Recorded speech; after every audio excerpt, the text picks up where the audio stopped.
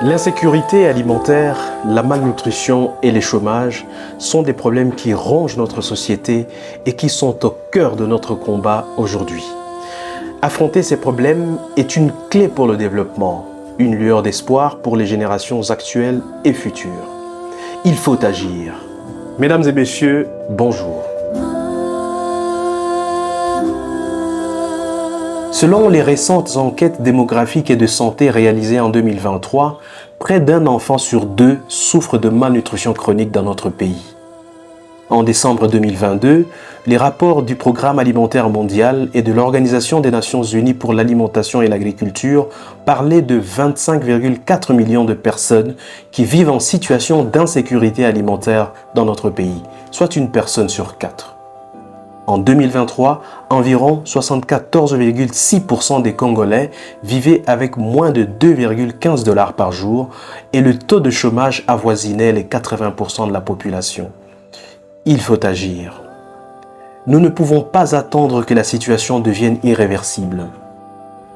La malnutrition entraîne mort d'enfants, infirmité motrice, déficit intellectuel, baisse de la productivité durant la vie active et une prédisposition à développer les maladies cardiovasculaires et psychiatriques à l'âge adulte.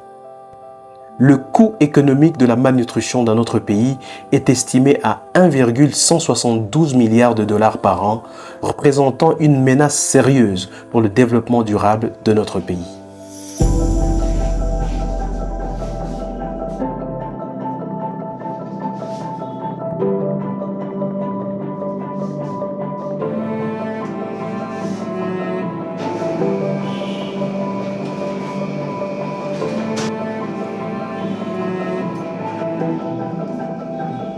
Aux côtés des solutions importées qui nous aident énormément, mais qui sont chères et pour lesquelles nos structures sont souvent en rupture de stock, surtout durant la pandémie du Covid-19, puis la guerre en Ukraine, chez Kesho Congo, nous développons des solutions locales pour combler le gap.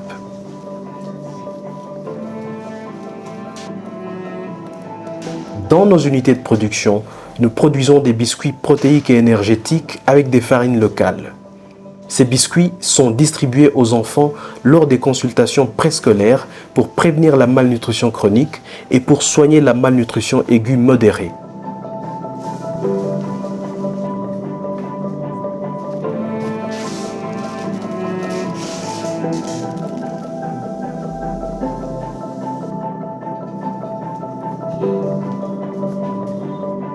Depuis avril 2023, grâce à un projet financé par l'USAID, 27 443 enfants reçoivent trimestriellement ces biscuits au Sud Kivu dans 4 zones de santé et 32 497 enfants les reçoivent trimestriellement au Kasaï central dans 4 zones de santé.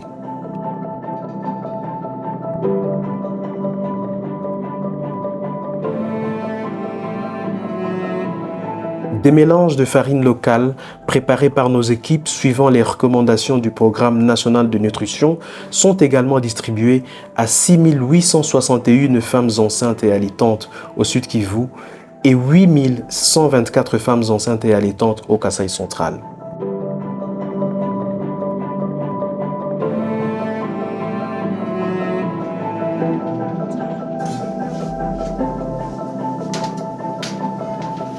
Ces biscuits et ces farines, analysés au laboratoire d'analyse et de recherche sur l'alimentation et la nutrition de l'Université de Kinshasa, sont contrôlés par l'Office congolais de contrôle. Les moyens financiers font cruellement défaut pour atteindre plusieurs provinces et toucher toutes les zones de santé des provinces ciblées. Mais aujourd'hui, nous avons la capacité de production nécessaire pour atteindre 4 provinces.